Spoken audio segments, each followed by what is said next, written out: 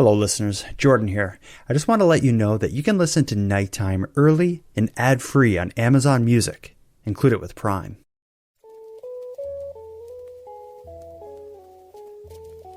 You are listening to Keep Canada Weird, a weekly weird news roundup by the Nighttime Podcast. Handsome Air and Airport. A lot of people are going to be listening to us. They don't see how we're dressed and what we look like right now. Who should explain it, you or I? We heard from Robbins. We did hear from Robbins. We're decked out head to toe in Robbins gear. Behind me, I have a Robbins backdrop. You're holding Robbins mugs. Cheers, Aaron. Clink. Clink. What's that on the top of your head? That's a Robbins baseball cap. Weird, and we're also wearing matching shirts, sort of.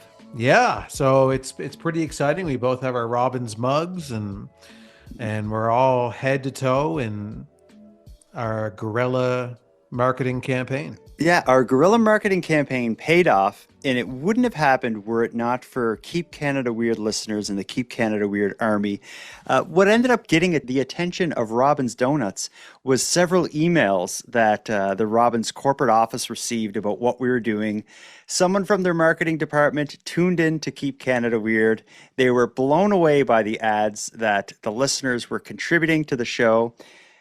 So what Robbins Donuts did was they gave us a bunch of shirts, hoodies, hats, gift cards, playing cards, all sorts of stuff for listener giveaways. Yeah. So we need something cool for people to call in to get some of this stuff. How do people get involved in this? I have an idea. Okay. I all think, ears. as you know, on this show, I receive a lot of hate mail, we'll call it. And it's not too often that anybody calls in and complains about you. Wait, so are you beginning to suggest that we'll give Robbins Donuts merch to people who write complaint emails and voicemails about me? About you specifically, yes. Okay. Maybe we can do that, but maybe we should theme it around Robbins Donuts in some way. Okay, well, why don't you call in with your ideas about how Bus Stop Bonaparte would ruin a Robbins Donuts if he managed one. Okay. It's complicated, but we should have talked about this before we hit go. It's too late now. That's the call to action. But I'd be happy with anybody who just calls in and has complaints about you specifically. And if you could work Robbins into the complaint in a creative way, that'll get you a Robbins t-shirt. Okay, Aaron would send you a Robbins t-shirt if you can do that. And I'll have my own separate kind of competing offer, and mine is, again, based around Robbins Donuts ads. Keep them coming. If you can blow my mind and Aaron's mind with a Robbins Donuts ad, I will get you a t-shirt in the mail. So you can either do Aaron's crazy thing, which is send hate mail to me that incorporates Robbins Donuts in some way, or you can just send a Robbins Donuts ad and maybe a t-shirt. I got some gift cards here, and we got Robbins Donuts playing cards for all the hustlers and the gamblers out there. Mm-hmm. Yeah, take those to the street. Heck yeah. So we got to get back on track here. We have the hats on our heads, the cups in our hands, but we also have a job to do, and that's keep Canada weird. And we're going to do that by seeking out and exploring the weird Canadian news stories that played out across the past week, and there are some really good ones. Before we get to them, though, do you want to hear a listener voicemail? Yeah, I always want to start with voicemails. I wouldn't have it any other way. Let's go to a voicemail that I'm just going to call Unhinged Jeff. Okay. Jordan Bus Stop Bonaparte, Sexy Aaron Airport. This is Jeff from Minnesota here, a.k.a. Lincoln Logs, a.k.a. Bye. You heard me right. I'm the original OG of the Bye. And I love that people are using it. They can use it, but just remember who the OG is. And in the beginning here, I said Sexy Aaron Airport. I didn't say Handsome Aaron Airport. That's because of Diane calling in and calling you a piece of shit and a little bitch. That's uncalled for. I don't like that. I know you and I have gone back and forth, and I was trying to troll you into Googling, but I'd love to squash our beef Yeah. and team up together against the evils of this world that is Diane. We need to pass her along to the animal uprising, and she can play for that team because that's a dirty, dirty team, and she's a dirty, dirty girl. Oh. On to my next topic, though. I will pick a bone with Bus Stop Bonaparte, though, because I have been on the show multiple times. I am a Patreon, and I have a hit single song, Lincoln Logs. And guess who hasn't gotten any buttons in the mail? Yep, Jeff from Minnesota. So I'm wondering, Jordan, what's going on here? Because I'm getting a little worried that I may never see this. I mean, I'd say if you toss a couple candy bars in there, we'll call it even. I'll forget all about this. All right, boys. I figured I'd call in, and you guys are doing great. And of course, I'm going to end it with a bye. Did that wake you up? Yeah, fully awake here. I have no excuse for why he didn't get anything, except I don't know if he sent me his email. Maybe he didn't. I'm going to put it on him. Yeah, well, that's typical of you to blame Jeff. You tend to blame Jeff for most of your problems. Every But I appreciate Jeff's words, his support in the whole Diane situation. Well, I think to make up for, your crimes against Jeff, I think you should send him a Robbins t-shirt. I think that's the only the only outcome to this. You call out for hate mail towards me as one is already. He's kicked it off without even asking for it. That's why I love Jeff. Speaking of kicking it off, we got to get into our first story because this is about a race kicking off. This is a story coming out of Newfoundland, and I don't know if I've ever had as many emails and suggestions to cover a topic on Keep Canada Weird than I did for this story about Joshua, the goat of Newfoundland. We all get our 5 minutes of fame. Everyone does. Even a modest goat chewing grass in a Newfoundland pumpkin patch. If you follow the Canadian news cycle like I do, you likely already know about Joshua, a goat from Newfoundland who broke free from his leash to join the participants of a half marathon. And Joshua ended up finishing the race, winning a medal, and since then becoming an international phenomenon. Here's the story of Joshua, the goat from Newfoundland. The word goat is now widely known as an abbreviation for greatest of all time. But on Sunday, saying the goat ran a race had a double meaning. The Conception Bay South Trailway Trek Half Marathon had a big turnout, along with one gate crasher, Joshua the goat. No, I keep saying this, it just don't seem real. 11-year-old Joshua broke his collar and left his home at Taylor's Pumpkin Patch and joined the pack of runners. I kind of thought he probably chased the runners, not that he did it before, but I thought at that point he was lost. Luckily, he was contained by police until he could be reunited with his family. They put over the radio that they had one in custody, yeah. But he didn't go home empty-hooved. Joshua got his own medal. We were going just to go down and pick him up, but then they wanted him to be brought to the end of the race, so which was down Topsail Beach. And he did walk the rest of the race and got pictures with them. And he's already been invited to come back for next year's race. They want him to come back next year. He probably won't do the marathon. He is getting older. We won't put him in that. We'll probably take him to the end of the line. Heidi Taylor says they've had many goats come and go to other farms over the years. But Joshua has been with the family for more than 10 years and has become a staple of their U-Pick pumpkin patch. We've been operating for over 25 years, a U-Pick pumpkin farm, but a lot of people were like, I didn't know you were there because they're seeing Joshua. So I expect it's going to be pretty busy starting this weekend when we open on Saturday. Joshua has a couple of more appearances coming up this week, including opening the town hall meeting in Conception Bay South tonight and at the Renegades hockey game this weekend. I like the news story, but they didn't entirely explain what happened in there. It's this half marathon that was going through sort of rural Newfoundland. And the half marathon ended up passing by this pumpkin farm and this pumpkin patch that had, some kind of like sort of petting zoo sort of situation. And this 11-year-old goat who's very friendly and loves people and often follows them around. I guess as the racers are running by, he thinks like, oh, look, there's a bunch of, friendly Newfoundlanders. I'm going to go over by them. And he gets out of his leash, breaks free of his leash, and joins the race. And he didn't run the entire way. He walked a lot of it, as you heard, but he did finish the race. That's a big deal. It's a big deal. Yeah, it's a big deal. Part of me thinks the whole thing is staged. Do you feel that way? This marathon in Newfoundland, they could do this 15 times a year for the rest of our lives, and we never would have heard of it had it not been for Joshua. And so they capitalized on the opportunity, and it worked. Like I said, it's international news. Like, this is being covered far and wide. I was thinking more the lady who owns the farm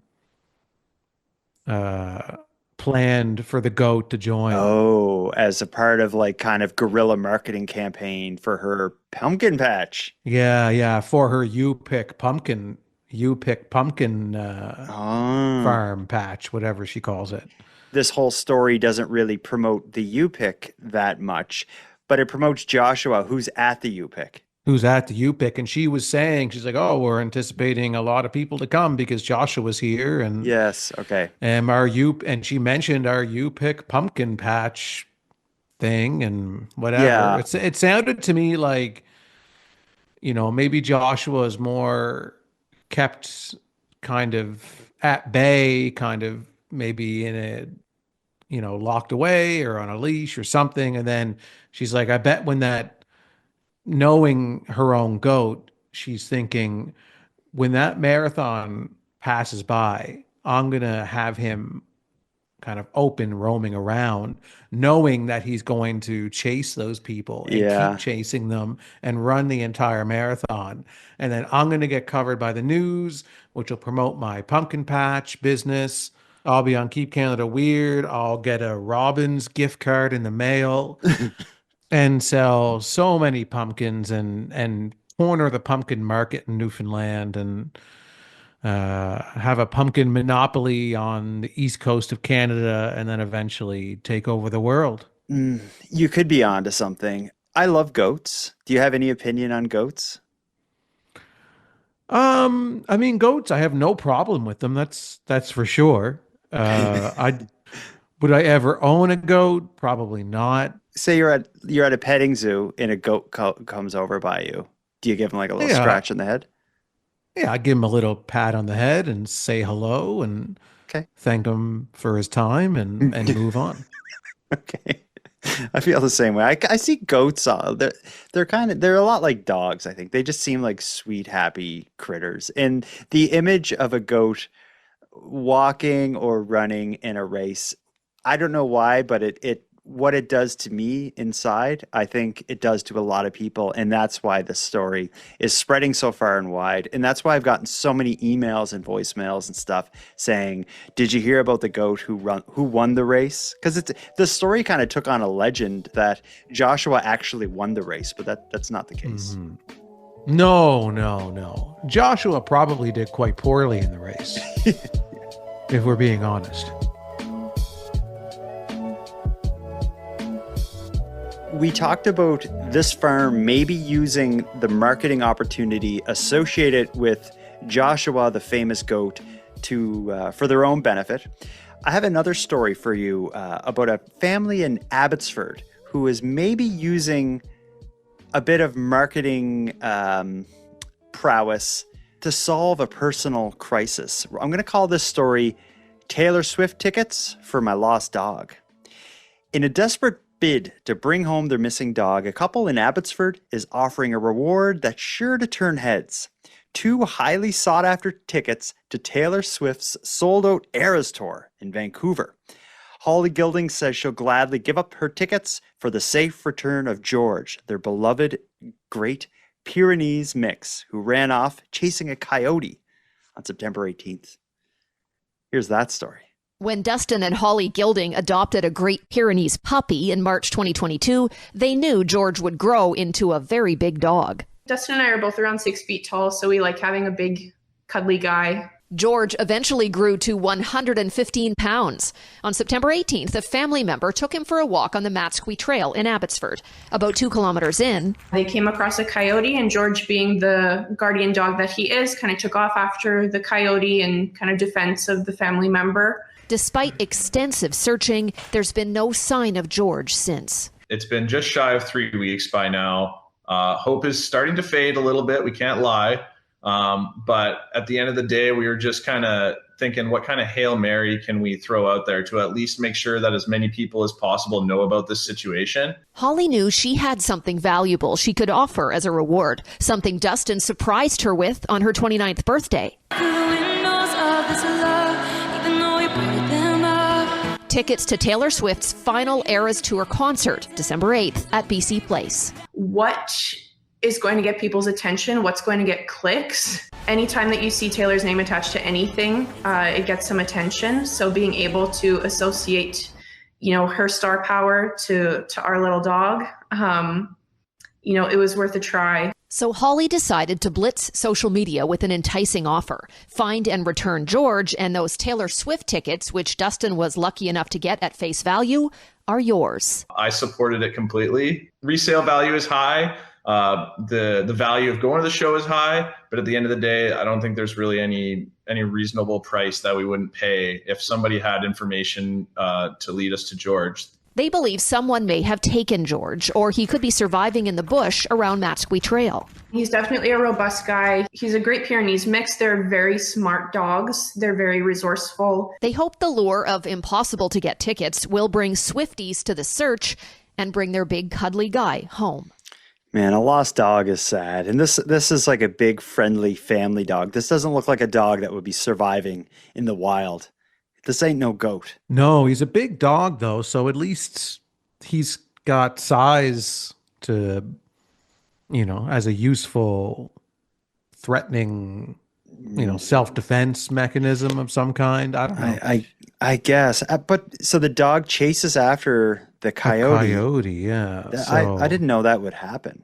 Oh, absolutely. I could see a dog chasing a coyote, especially if it's being protective over the family member that was walking the dog. And oh, that's sad. Yeah, and it's just I worry that my mind goes to the hopefully what's not the case is that other coyotes got involved, and because they do travel in packs, right? Yeah, where there's one, there's probably a few more hovering around. But what I like to think is that this dog chased off those coyotes and it's wandering around trying to find its way back. A Swiftie will come along and save the day here, because it's sad to hear about. I don't like these stories, and that, and I feel like this is why you're going to get so much hate mail next week. You did this on purpose to me because you know that these stories bother me. I know you have a bleeding heart. I don't think your cat, Ken Tiggs, has been missing for any extended length of time ever. He's an indoor cat, but it's not to say that something might not spook him someday, and God forbid he sneaks outside and gets, scared and lost out there. And we don't even need to go there. We don't need to talk about No, this. I don't even know why I'm entertaining this with you right now. I feel like this entire story was a trap for me. And you're going to hear it next week with the flood of voicemails that you're going to get. Everyone who's going to be angry at Jordan Bus Stop Bonaparte. Do you think evoking the name of Taylor Swift is... Well, actually, that's a dumb question to ask you. I was going to ask, is evoking the name Taylor Swift going to help them raise awareness of this issue? Obviously it is. It had them on the news. It got them on the news, yeah. So it's obviously was a very good idea. And it's getting them so much more exposure than just a regular missing dog post on Facebook would. Yeah, you can put a post on Facebook. Maybe you get lucky and it gets shared a bunch. You could put posters around town in the area the dog went missing.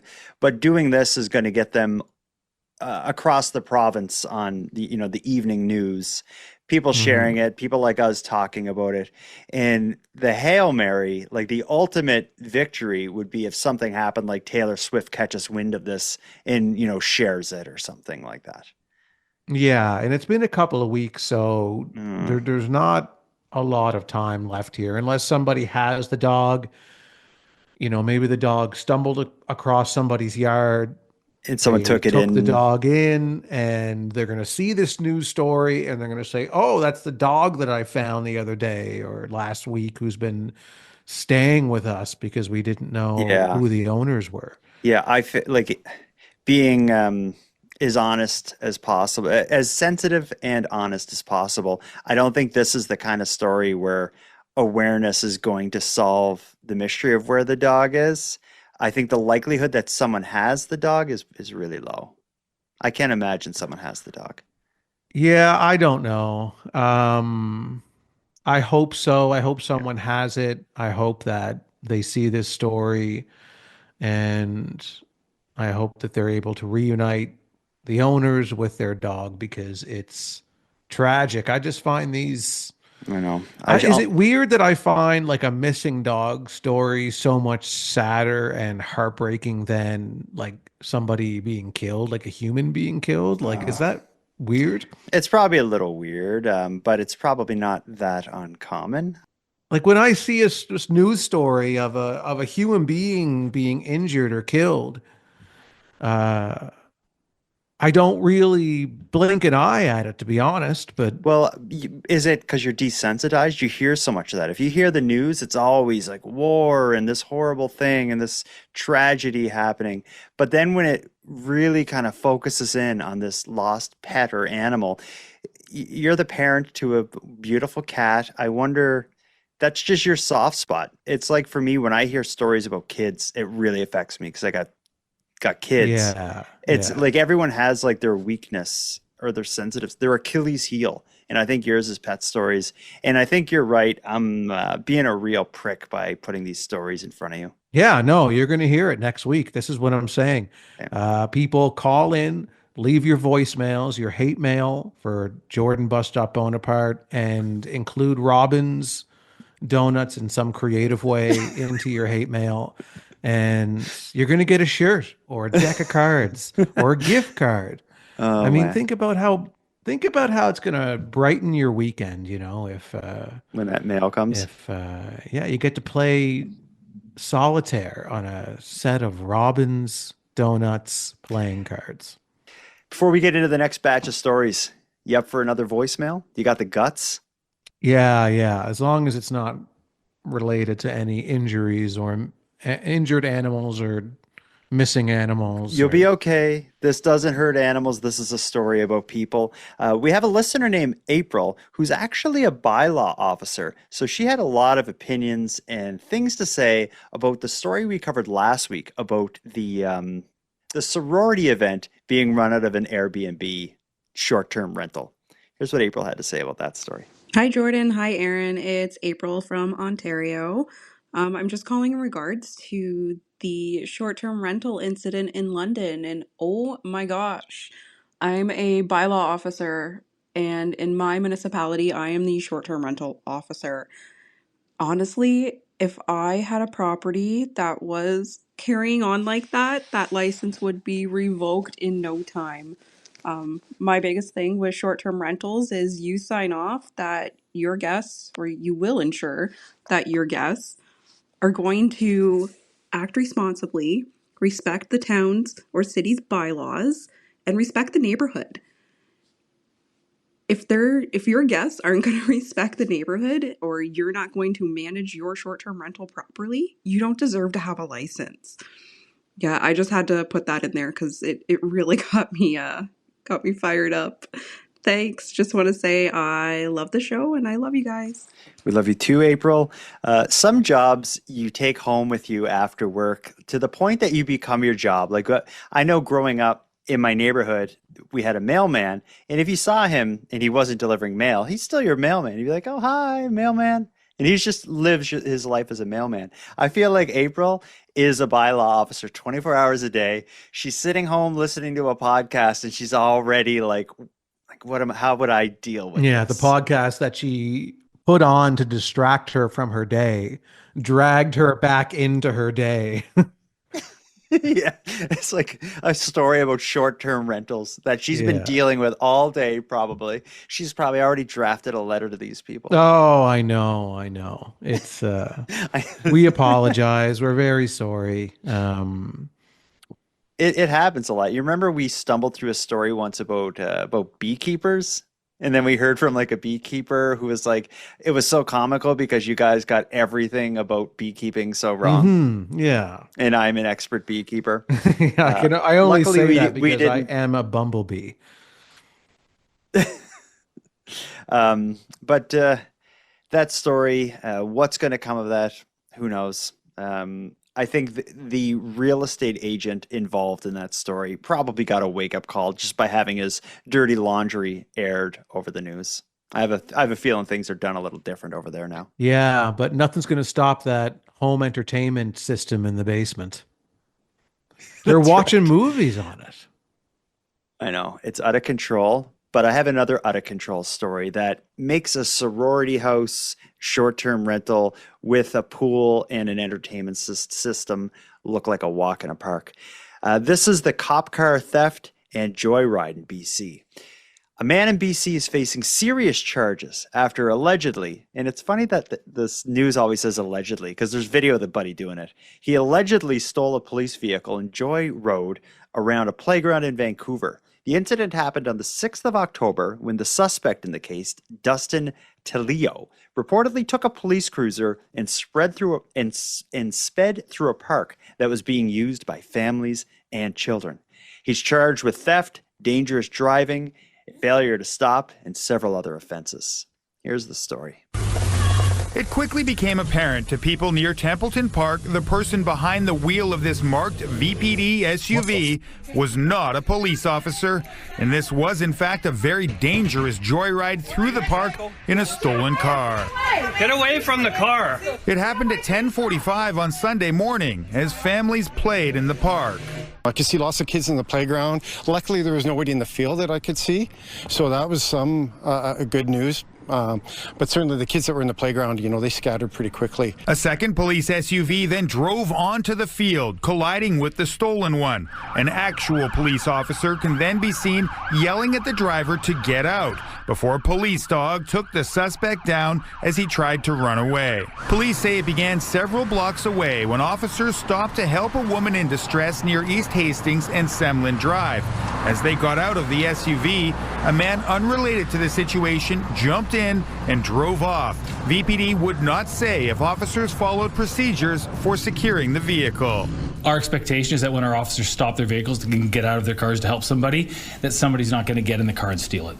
They momentarily turned their attention towards the person they were trying to help. Then the thief got behind the wheel and stole their car. Police say a bystander needed medical attention, but don't know if he was hit or injured while jumping out of the way. We'll be working to follow up with that person to better understand what happened. 41-year-old Dustin Telio faces numerous charges, including theft of a vehicle and dangerous driving causing bodily harm. Police say he has an extensive criminal record spanning more than 2 decades. He has a bail hearing scheduled for Tuesday. To have this extended background and then do something as ridiculous as stealing a cop car just to do like donuts in a park in the middle of the day. I can only assume that this guy's nuts. That's my technical opinion. He's either nuts or he's a genius. He knows something that we don't know. He's figured it out, but he's putting the puzzle pieces together, but we just haven't seen the end result yet of his masterpiece, his opus that he's creating in front of our eyes. He spent 20 years in and out of courtrooms and jail working on this master plan. Well, soon you're going to have somehow, you're going to have everything up on the wall that he's done and all of these pieces of yarn strung to each event and crime that he's committed. And you once you finally step back, eventually you see the whole picture. Oh my God, I get he it. knew this whole time. This whole time, yeah. And it spells out the end of the world or notes to a beautiful symphony or they won't realize till future generations maybe will find this news story and understand what he was working on. To me, it seems like another step in the decay of Canadian society. He's also could just be, Like the fact, you know what he could be? He could be a cartoon character. Because yeah, that's likely. It's the Joker. Well, and I was thinking more of like a Looney Tunes character or like, you know, someone like Wile E. Coyote. Like they're constantly committing crimes every episode of the show. You know, blowing things up. They're always stealing cars. These characters are constantly committing crimes, and then they're back each and every week and committing a whole new separate crime. And this guy is kind of like a Looney Tunes character in that way. He's like the product of being raised watching things like Wile E. Coyote and Elmer Fudd and this sort of stuff. Yeah, just Saturday morning cartoons has warped this man's mind. Yeah, it wasn't Marilyn Manson. It wasn't the Grand Theft Auto or violent video games. No. It was like 1970s era cartoons. That makes sense. Yeah, I mean, when you think about all of those cartoons, like, I mean, well, Wile E. Coyote I mentioned. Think about Pepe Le Pew. I mean, he was a sex offender. He was. And every episode, you know, he was preying on some female skunk. I would love to get a copy of this guy's rap sheet to just read through some of the stuff, because I have a feeling, much like the dude who said he was attacked by the bear in outside of Halifax. Yeah, I have a feeling if you could learn more about this man who stole the cop car's background, we would see a variety of colorful incidents. And again, if he's coming to the conclusion of his life's work, then it might make sense when you're able to list off all of the crimes that he's done. And then all of a sudden you're like, oh, I get it. But then if he's not finished, then it still will look like a list of random crimes.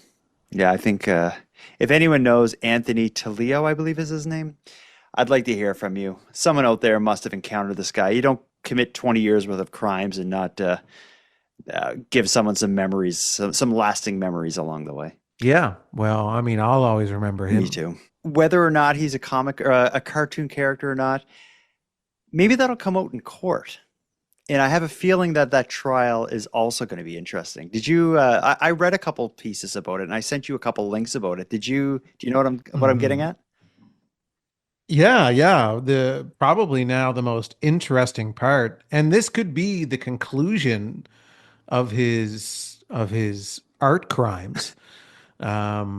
He's going to be representing himself in court. Yeah, of course. Any like crazy case like this, you know, it often ends with them wanting to represent themselves, but then somehow along the way they get talked out of it. I kind of hope that doesn't happen in this case. I hope he goes through with it and does represent himself in the trial to defend his alleged stealing and doing donuts in a cop car. That'll be interesting. But like you said, if this is this 20-year-long construction of performance art, it will all be unveiled in the hearing with him dressed as a lawyer. Yeah. I can't wait to hear the updates on this. If this guy is the genius that I think he might be, I think he gets himself off. It ends with, like, not only is he found innocent, everyone in the courtroom stands up. Yeah, like and they're bowing to him, and then he becomes the judge.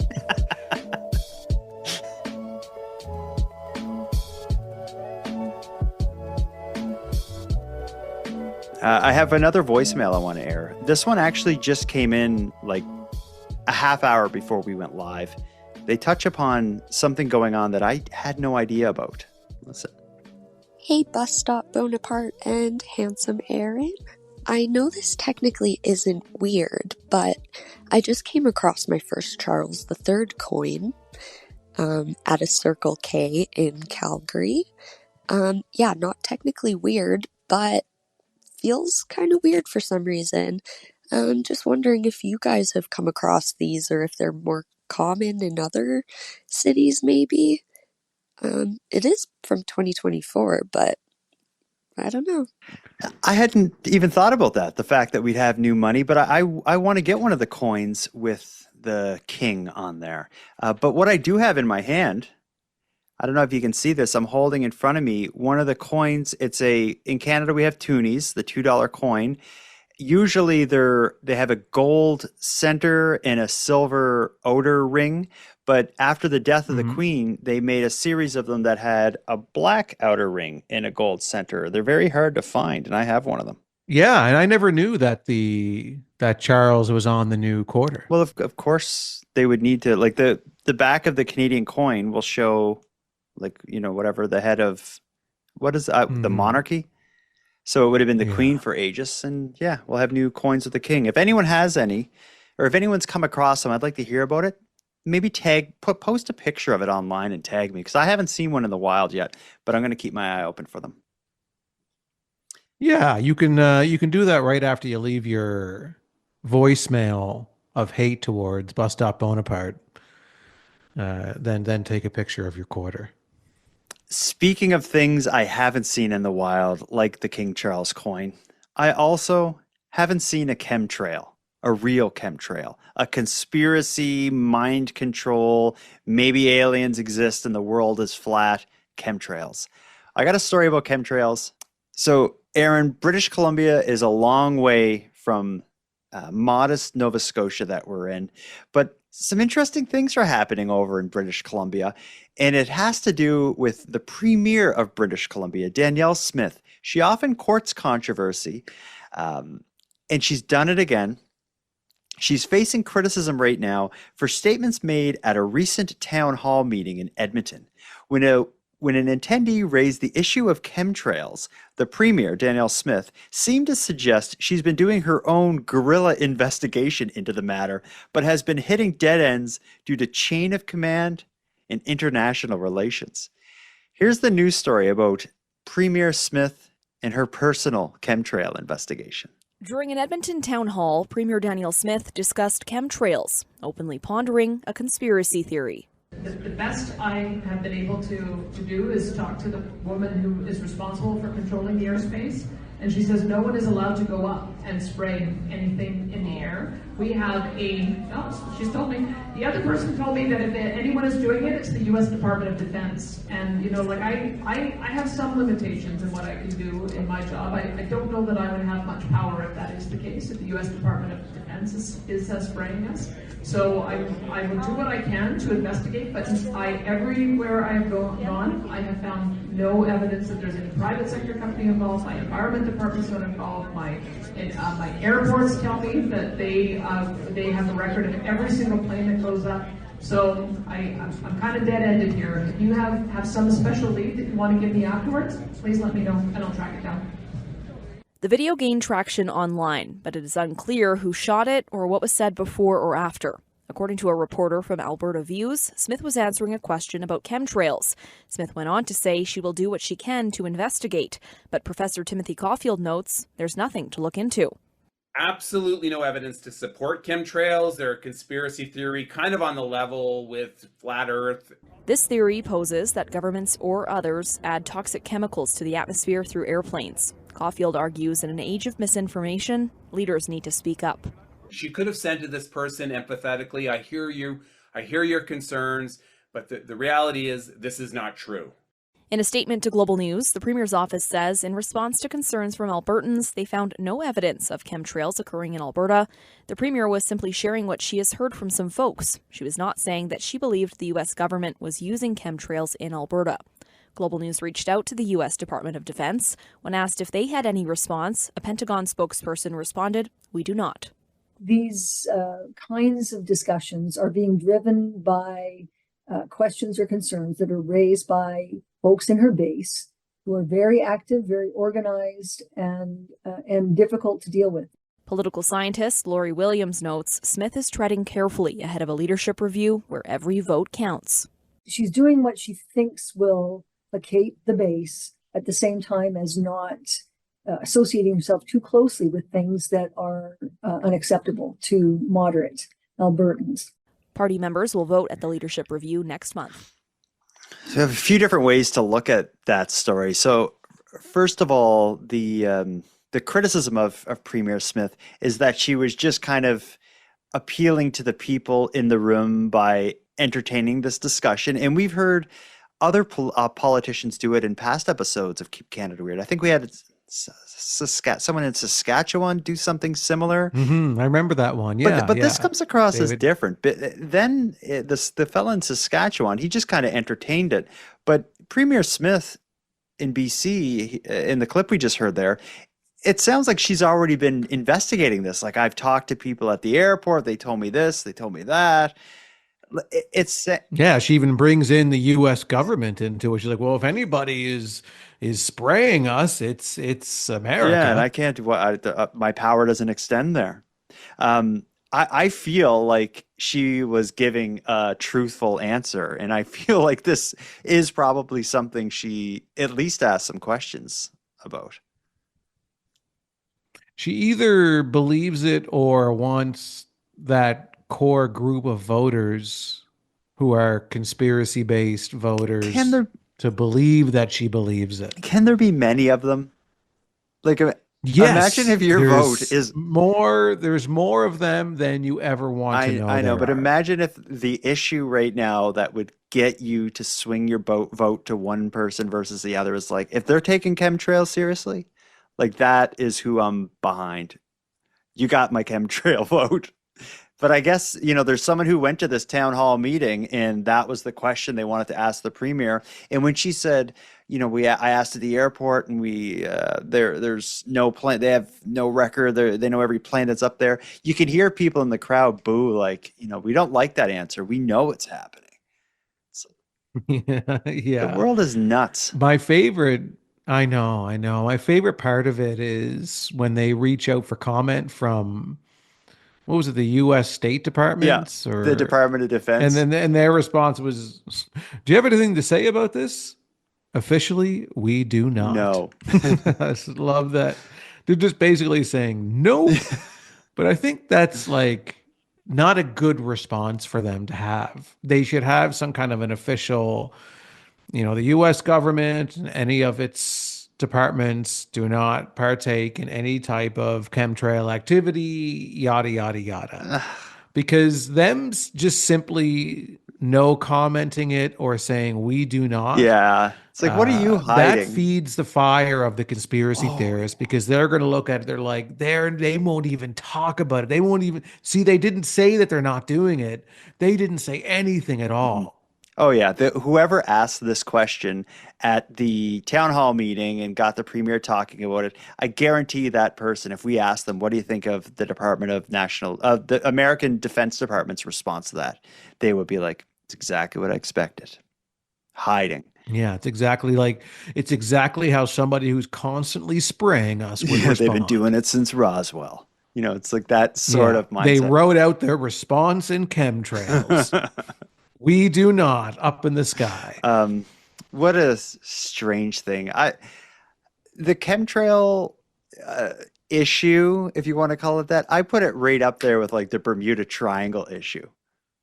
Well, I wouldn't, because the Bermuda Triangle is real. You serious?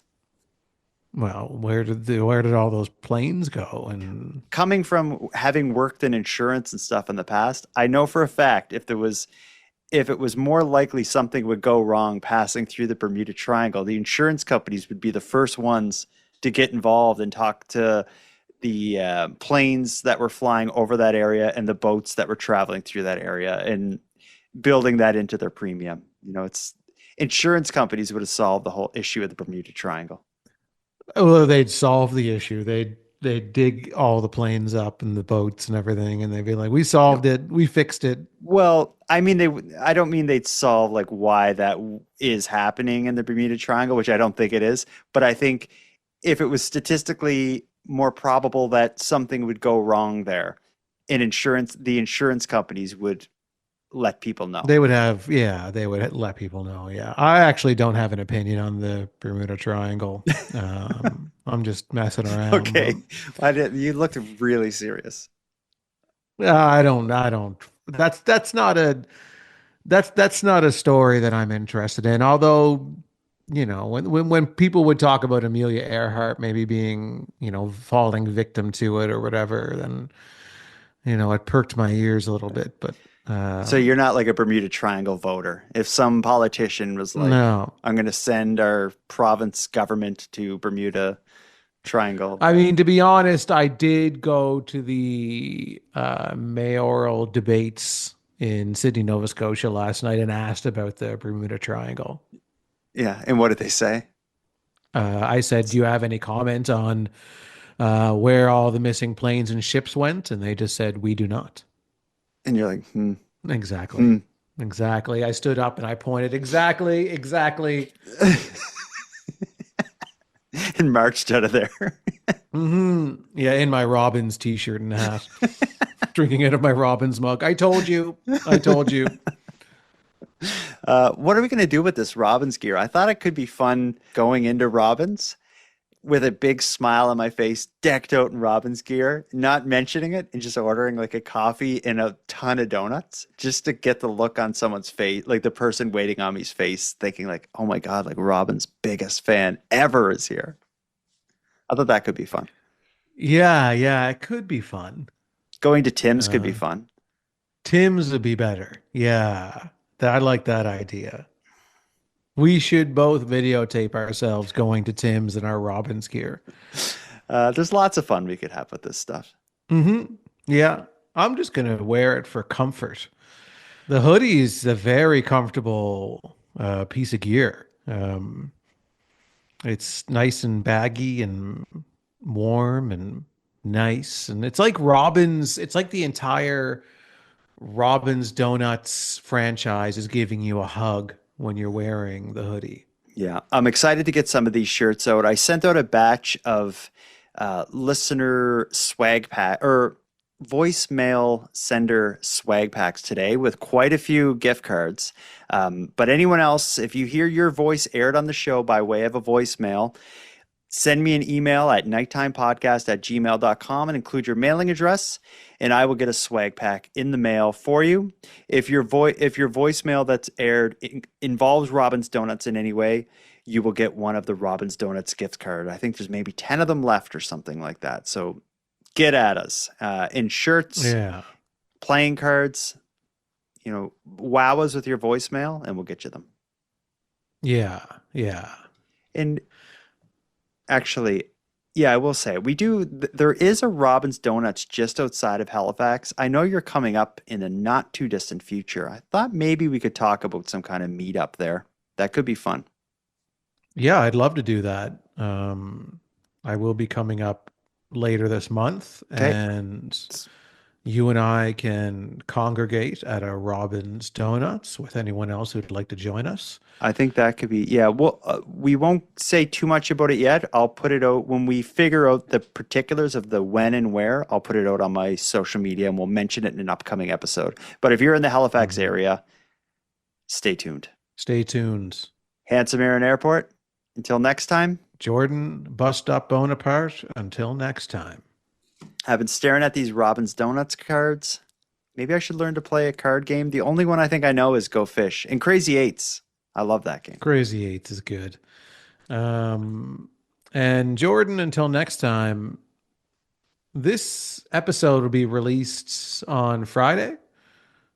Yeah. This coming Friday. So this coming Friday on October 11th in downtown Sydney, at the Highland Arts Theatre. If anybody is in the area and is looking for something to do, I will be performing there in a show called No Word of a Lie. It is a game show, improv, comedy night of fun, and it's a really good time. This is the third one that we've done, and there's a group of really funny performers in it, and it's a game show style that mixes in improv, and it's something to do. You can go to the highlandartstheater.com to purchase your tickets, and Just thought I'd throw that little plug in there. I want to thank you for helping Aaron and I fulfill our mission to keep Canada weird, but we can use even greater support in this. If something weird happens in your neck of the woods, or if you have any thoughts, theories, or opinions on anything we discussed tonight, we'd love to hear about it. The best way to reach us and become a Keep Canada Weird correspondent is by using the voice recorder at nighttimepodcast.com/contact. We're excited to hear from you. Now I'm going to start wrapping things up, but before I do, let me end with some thanks. First, a big thanks to Aaron for sharing another great evening with me and with you, the listeners of Nighttime. A big shout out to Nicole, who provides the intro and outro voiceovers, and Monty Data, who provides the outro version of O Canada. And then lastly, but most importantly, a massive thank you goes out to each and every one of you listening, as without your interest and your support, this show would be as pointless as it would be impossible. Now on the topic of support, let me thank the newest subscribers to the premium feed. Dave, Jennifer, and Megan, thank you for going premium. And for anyone else who'd like to support the show in this way, a premium feed subscription costs just a couple dollars a month, and that money funds the creation of new episodes. But the premium feed will also give you those episodes 2 days early, give them to you ad-free, and give you access to a full back catalog of episodes. If that sounds like something you're interested in, you can go premium right now at nighttimepodcast.com/subscribe. And if the premium feed's not for you, but you still want to support the show, you can do that by simply sharing this episode on social media and letting all your like-minded friends know why you listen. Your support means everything to us. Now until next time, take care of each other, hug your loved ones tight, and let us know if you see anything weird. Keep Canada Weird is written, hosted, and produced by the Nighttime Podcast. And now to our viewers and listeners everywhere. Good night. One last thing to do. Story of the night. I am not going to go with the guy in the car. I'm not going to go with the Taylor Swift tickets. I'm not going to go with Josh the goat in Newfoundland. It's Premier Smith. I love seeing a senior politician entertain something like chemtrails and get media coverage for it. I feel like when she answered that question in the way she did not expect or think about they're going to be playing this video on CBC. Yeah, and my favorite story of the evening is the joyride that the artist thief has perpetrated. That story, especially when you get to the part where he represents himself in court, that's just a cherry on top of that story. And I can't wait to hear how it plays out.